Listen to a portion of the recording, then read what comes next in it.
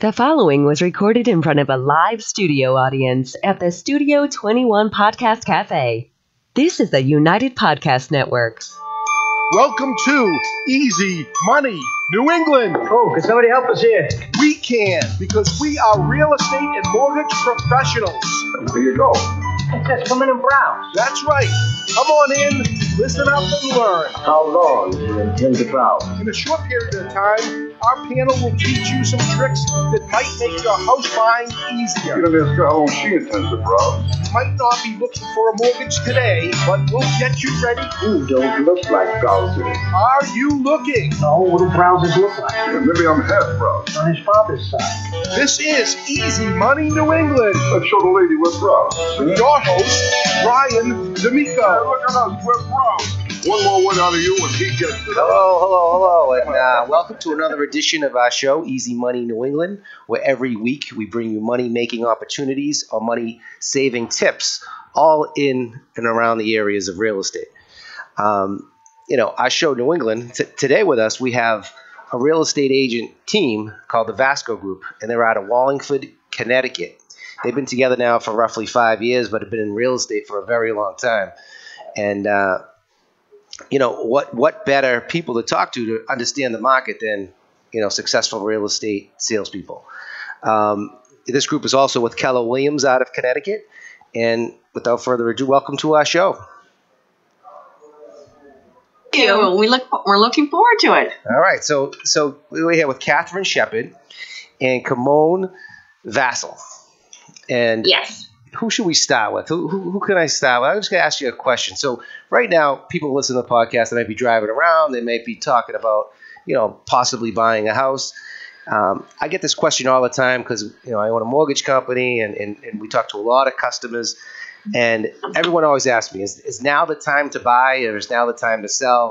What kind of market are we in? Well, absolutely. Let's start out with there. We would never think that there is a wrong time to buy or to sell, right? Because personal needs have to get fulfilled no matter what time of year, no matter what is happening. We have, deaths unfortunately happening and individuals need to sell their home. We have babies being born. We have divorces happening. And so we go first with personal need. And so we say it's always a good time to buy or to sell. The most important thing is to make sure that you interview your agent. Make sure your agent is specifically able to help you to satisfy whatever needs that you have going on while you have to either buy or sell a home at this time of the year. And I would just add to that. It's actually a very good time because right now the interest rates are low.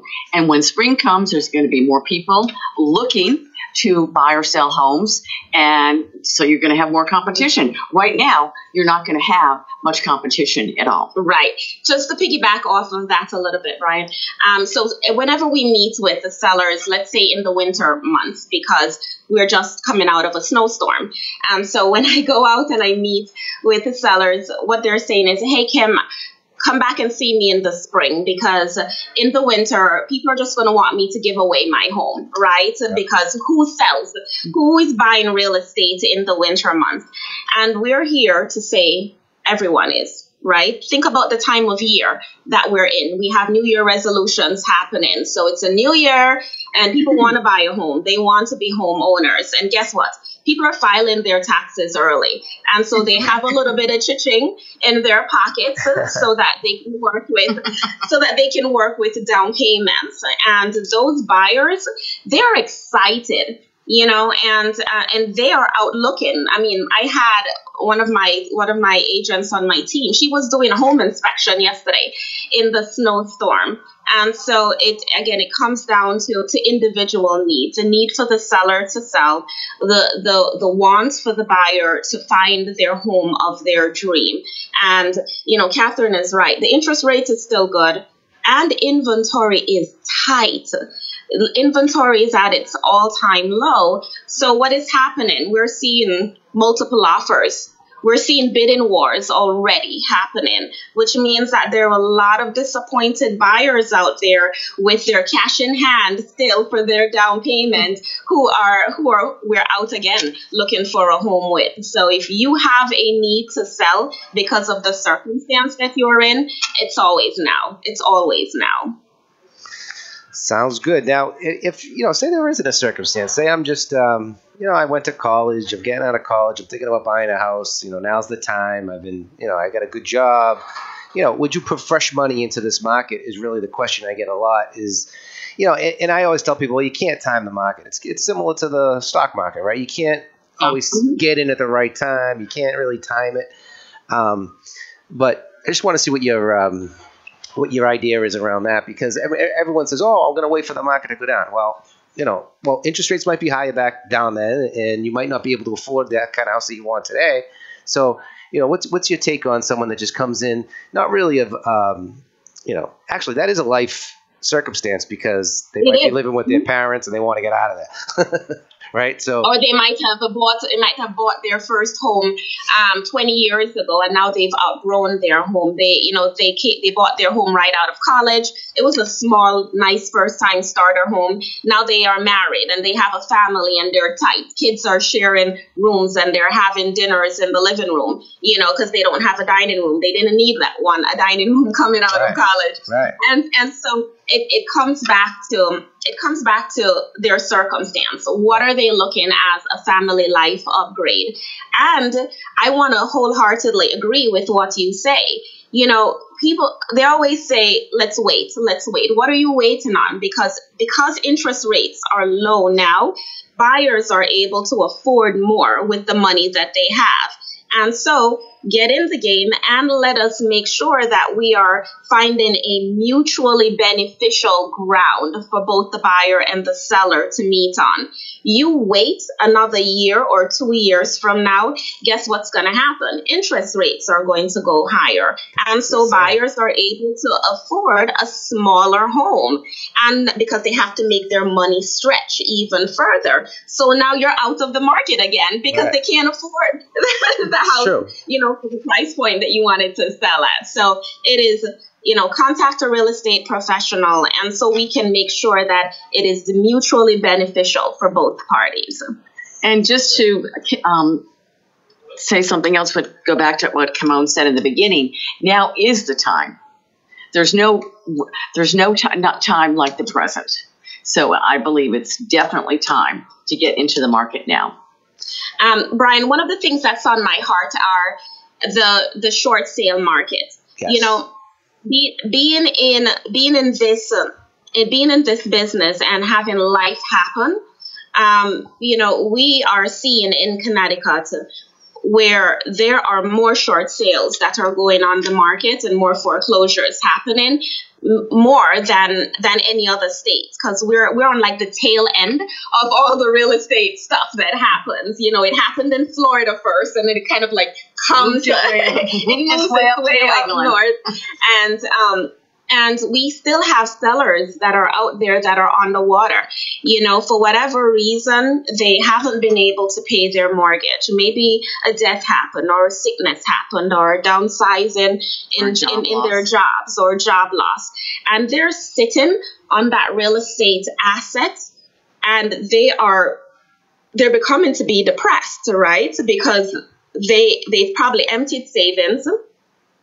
They probably have no idea what to do now, and they are scared because you listen to the news and you hear all these negative things that are happening with individuals who are in a short sale situation. Yeah, I just want to explain to our viewers, to our listeners, basically what a short sale is. So a short sale is someone's looking to sell their home really for less than what they owe on that house. And, that person who comes in and puts an offer on that house, they're going to present that to the bank. If the bank accepts that offer, well, they were able to sell their house for less than what they owe, and now they can get out of that obligation, and that new person usually gets somewhat of a deal, right? I mean, is it a better price than normally, or is it really just market value?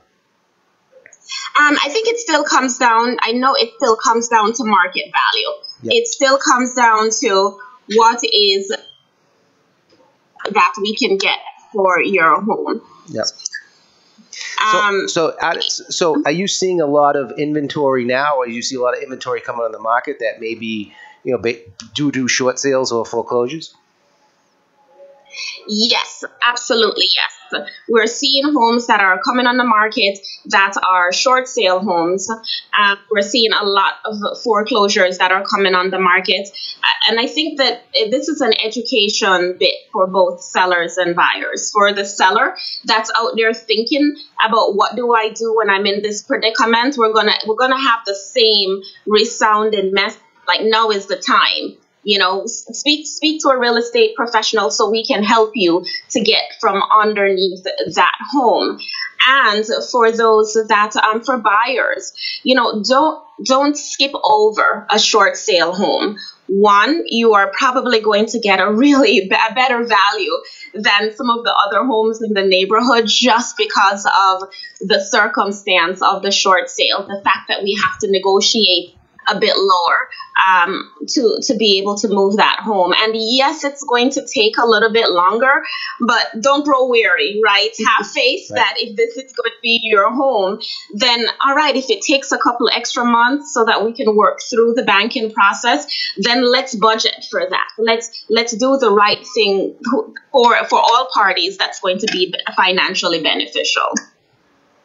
Sounds good. Now, we're not seeing a lot of short. Well, we are still seeing it in some parts of the state, but Connecticut. So I don't know Connecticut that well. Is Wallingford anywhere near Foxwoods Casino? That's really the only thing I know in Connecticut.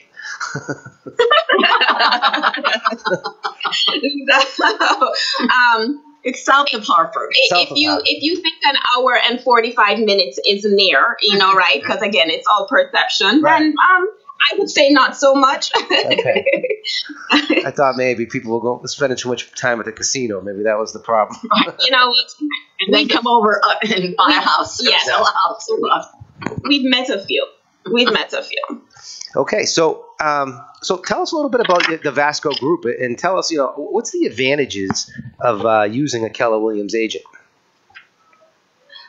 Well, first advantage is for Keller Williams, where do I start? For Keller Williams, let's start with the technology that Keller Williams offers. We synchronize on over 300 platforms. So the sellers are going to get the biggest exposure for their home. It's not going to be the regular just Zillow, Trula, Realtor.com kind of exposure with that MLS. Once we sync to our Keller Williams website, that also feeds to over 300 other platforms. So talk about visibility at its highest. You're going to get that when you list your home with us. We love Keller Williams, and you should think about Keller Williams because of the teamwork that is going to come and sell in your home with Keller Williams. Not just with us as a Vasco Group, but all of the realtors who are under the Keller Williams umbrella. And we were just voted number one in the United States. Well, international for agents count, for units sold, and for overall profitability. So we care about all the agents within our office, as encouraging them to sell homes or encouraging them to keep buyers, because it goes back to profitability for the market center. And I'm sure individuals out there have heard of our profit share that we have, where our owners give back 48% of the profits that comes into the market center back to the agents to empower them, right? To encourage them to not just think of me, the sale me, but also to encourage other agents to just take it out there in the industry and be the best possible them that they can be. Of course, I would say choose Keller Williams because we are a technology training company first who happen to be in real estate, so technology is cutting edge in comparison to the other real estate brokerage out there. Our founder, Gary Keller, of course, he wrote MREA, right? Who is it's gonna tell you how to build a bigger business. And say what say what it says means. Yeah, the Millionaire Real Estate Agent. Yes, how to think big. Yes, I have. I have. Oh yeah. Phenomenal book. You know, the one thing, how to get your mind right and how to focus on the things that are most important to you in your life, and be able to funnel and use that as a laser target to get to what's truly, truly important as human beings. You know, if you want to be an investor, the Millionaire Real Estate Investor, you know, he is, it's technology, it's vision, it's inspiration at its best, and that's what we teach in our culture.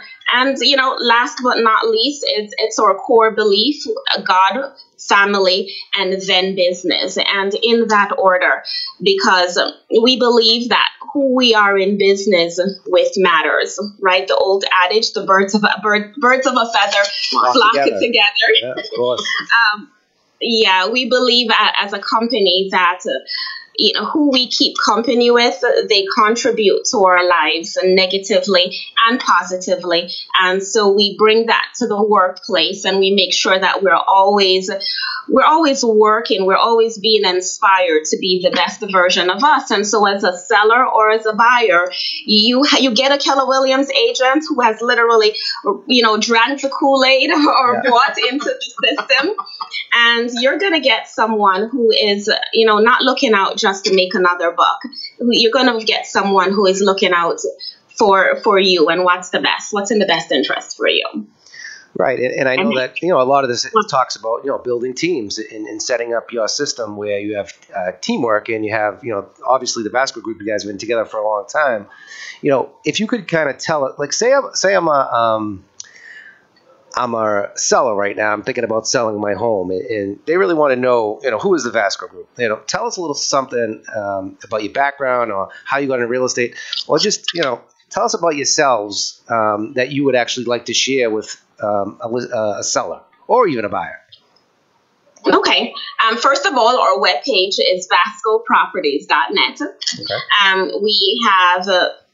We have a lot of, first of all, we synchronize to the multiple listing service on our website. So you can do your search there. You can do your preliminary research as to where you want to go, where you want to, how much is the market trending for in your area. So first of all, we give you tools to do a little bit of research on your own, so that before we sit in front of you, you know, you have ample opportunity to look at us, to look at your own community, your own market, and to kind of, I guess, help to formulate the questions, right, that you would ask them. Because we want you to interview us. We want you to have an idea of what is happening within your marketplace before we come and sit around your dinner table. Right. The second thing is, you know, we believe that real estate is like our ministry. You know, right. we embody the feeling that it has to be God first, family, and then business. And so in all of our business conversations, in all of our personal conversations, we're asking questions, right? How are you impacted by this sale or this purchase? You know, we're asking questions about why is it that you're purchasing? And we are not out just, of course, a sale is great, and I'm not going to take anything away from the money aspect of our business because we need it to live. However, it is about working with integrity and working with extreme honesty, and knowing that there's a ripple effect, right, that happens in life. And if we do right by our buyers and our sellers, then then good is going to come back to us. And we'll get the referrals. Yeah. And we really want to make an impact on people's life. That's very important. It's not just about selling a home. We want to become involved in their lives and help them and you know, get that sale. I always say to my buyers, like when I do first-time home buyer seminars, which we do quite a few of, I say, you know, sometimes you might, and maybe this is not such a nice analogy, but I'll use it anyway. I said, I can be like old Chinese food, you know, I just won't go away. You know, I don't want to. We're not in it for the one-time sale. We want to be able to be your referral source. Do you need a plumber? Do you need a hairdresser in the area? A roofer. Do you need a referral to an attorney that's going to help you with the divorce that you're going through? And so we are looking to be. Huh? I said there's a lot of divorces out there. We do quite a bit on the refinancing and forced sales. Oh yeah, it's a lot of. And individuals, sometimes you talk to them and they're in such despair that they don't know where to start. And I met with a seller over the weekend, I should say an individual over the weekend, and she's looking to sell 3 of her multifamilies so that, and as I am talking with her and getting to the root cause of, investment properties, why would you want to get rid of 3 of them? Here we are empowering individuals to make investments, and by sitting with her and really, really understanding what's going on, it came down to more than finances. It was just hard. It was just hard for her as a single woman, a single mom of 3 kids to manage these properties. So, you know what? Literally before listing those properties, I found it as my obligation to give her a couple referrals of property management assistants that would be able to help her to alleviate that burden, and I feel as though it was the right thing to do. It wasn't just let me just run the market analysis and get my sign in front of her home quick. Right. It was what is the best decision for you, and that's how we love to do business. That's what we want to be known for. What's the best for the person? Yeah, that's a great story. And it may not be the right time to buy. Yeah, no, that's a great story. I mean, you could, we just had a show a couple of weeks ago talking about 1031 exchanges, and maybe she wanted to sell those buildings and get into something that had less management. I mean, there's so many different things. She can trade up, but did she end up putting those houses on the market? No, not as yet. She's interviewing a couple property management companies so that she can understand terms. We have a referral network of individuals that we work with, and I want her to get the opportunity to do the research, not being so emotional about it. But now that she has the information and she can digest it, go do your research. And then if you still want to sell, hey, we are your team. We'll get it on the market for the best price for you. That's a great story. Not many real estate agents I know wouldn't just go over there with a for sale sign. I know. But, so, the Vasco Group. Come on, you were talking about you started real estate really when you bought your first home when you were 24. Is that how you decided you kind of bought your first home and said this is, maybe it didn't go smooth and that's why you got into real estate? What was the reason why you got in? I wish if I could tell you that it was that, but it was probably a little bit more profound than that. When I was 24, I realized that I was sick and tired of renting. And I had only rented at the time for, I think it was like 2 years. And I met a realtor who later retired. He probably retired a year later. However, he forever changed how I view this profession. He knew I was young. I had a great job. And so he explained the market to me. That old school put you in your car and drive you around. I look back and I'm like, I can't believe I went into like a perfect stranger's. Right. So at the time, however, I didn't really think about that. And so he brought me around. He showed me different areas and he explained to me how to manage my budget. Okay, you might be pre-qualified for this amount, Kim, but you're young and what are your expenses? He was having expense conversations with me. He would buy me a coffee and we would talk about what other things do you like to do that you might need your money to do. And so he helped me to really hone in on what I was truly able to afford. I was here kind of by myself from Jamaica, and I didn't have that support system around me to break those things down to me. And I attribute, so much to him And he is the reason why I want to do the business the way that I do business, right? Not just sell real estate, but really break down why are you selling? Why are you purchasing? Are you able to afford the home that you're looking to purchase? And so after my first home, I couldn't stop going to open houses. I was intrigued. And so every weekend, that was my outing. I went to go look at open houses. And this is like my second career. So I did other things. My family and I purchased multifamily homes so we can position ourselves to be investors. And honestly, it helped to be able to file for our family members if we were rooted here in the United States and we had investment properties that we could use almost as collateral for our sponsorship. So, real estate for us went, it enabled us to have a family here, and then after that, I met someone who became a friend of mine, and she just convinced me, like, no matter where you go, Kim, you can't get real estate out of your blood. You should just go and get your license and stop hanging out at open houses. So, that's what I did. And of course, I tiptoed into it part-time for a while. And then I was all in. I was all in when I started thinking about the impact I could have. Great story. And so Katharine, how did you get in the real estate business? I know you've been in a little longer than Kimone. Yeah. I started off, I worked for an employment agency, and my specialty was real estate. So I had to go and get real estate professionals. Then I moved to Georgia from Boston, and I started working for a real estate company in corporate relocation, where I had to go out to different companies and see if they wanted to. It wouldn't cost them anything to come and, with the firm. And then I left there, and I was an executive recruiter for a very large real estate company in Georgia. And then I moved back here, and here I am, a different side of the same field, but just doing the selling. I've always sold in my jobs, but this is now selling real estate.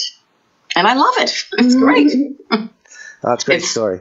So, I mean, this day and age, everyone, you see Zillow, you see Realtor.com, you see all this technology, you see Redfin, you see all these things pop up. But at the end of the day, people want to do business with people. And I think that, having this story and being able to kind of maybe see this podcast or send it out, even if it's just audio, people get to know you before you kind of go in there and do your presentation. I think it's a very, it's a good thing. We're getting way too technology crazed in this business, I feel. And I think that anytime that we can kind of share our stories, I think it's a great thing. But, getting back. Brian, Yep. I was going to say, I appreciate you giving us this platform to be able to have a voice, because, we are seeing more and more where, as you said, the technology is taking away the personal aspect, that one-on-one connection that is around every real estate purchase and around every real estate sale. Like, I love to go and sit around someone's coffee table, around someone's dinner table, and just talk about why is it that, what is the root cause here? And when you see all the technology that's involved, you can plug in all kinds of different things, and you get a scenario analysis, of what your home is worth. And unfortunately, it's to some clients' dismay, or it's not to their benefit. That one-on-one needs to come back into our industry. I agree. I know real estate. I'm sorry, Katharine. Go ahead. And that's why we really recommend that people, we want to interview our clients to make sure we're the right fit for them, and vice versa. Mm-hmm. And that's very important to add. And that's what's kind of getting away from the industry. I mean, I know many real estate agents that change people's lives. I know a few that changed my life. I mean, it's not just about, hey, here's a house, you can buy it. It's here's a strategy. Get into your strategy. Talk about, where you want to be in 5 years, 10 years. And work on that strategy. You can do so much within real estate. It's the number one asset class in America for sure. I mean, there's no doubt. Absolutely. So I mean, if you listen to this and you're in the areas, let's talk about what areas you cover. So Connecticut, it's a pretty large state. I don't know much about Connecticut. We are licensed there, but Can you tell us about Connecticut and the surrounding areas and where you kind of focus on the most? Well, we handle all of Connecticut. All of Connecticut. So, okay. So if you were going to look at a map of Connecticut, and you would, you see Hartford as the capital, and we're sort of directly south of that. For me, because I live in Hartford, it takes me a half an hour. So just to give you an idea. But if you wanted to go up in the northwest corner in Litchfield County, we can handle that. We can handle the shoreline. We can handle north, Putnam. So it's all areas of Connecticut we handle.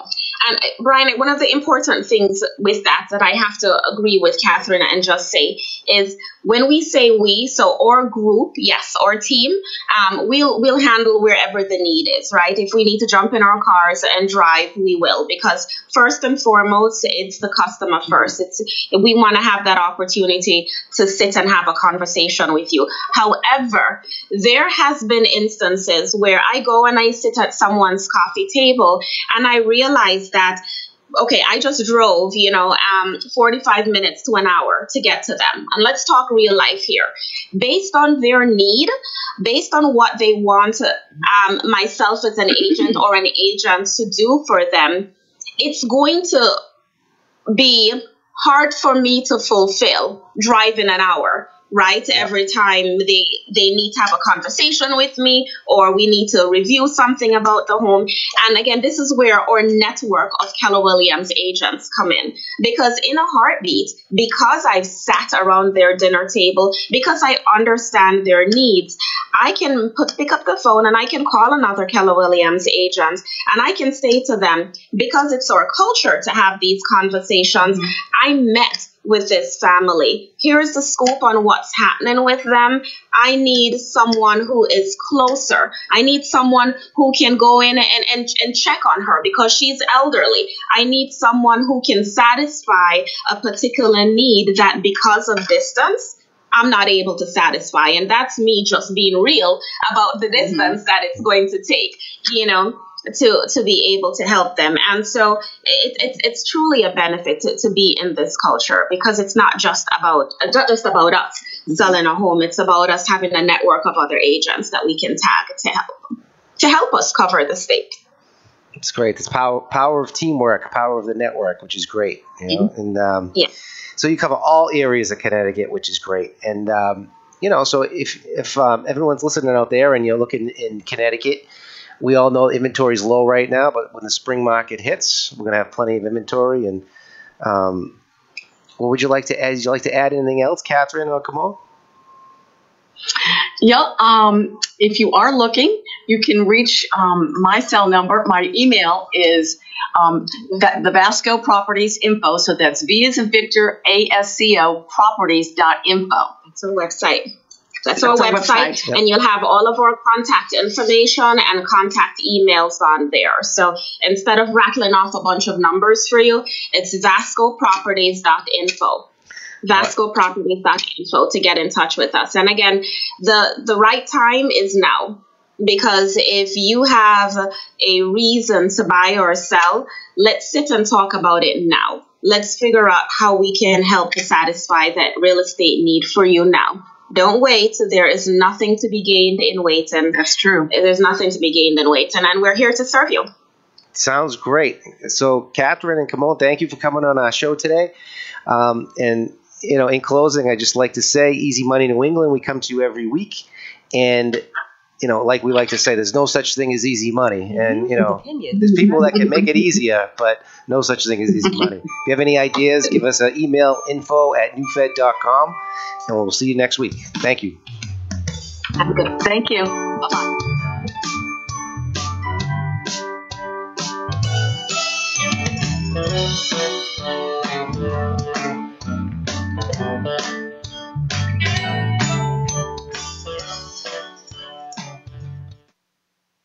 The views and opinions expressed by the hosts, guests, or callers of this program do not necessarily reflect the opinions of the Studio 21 Podcast Cafe, the United Podcast Network, its partners, or affiliates.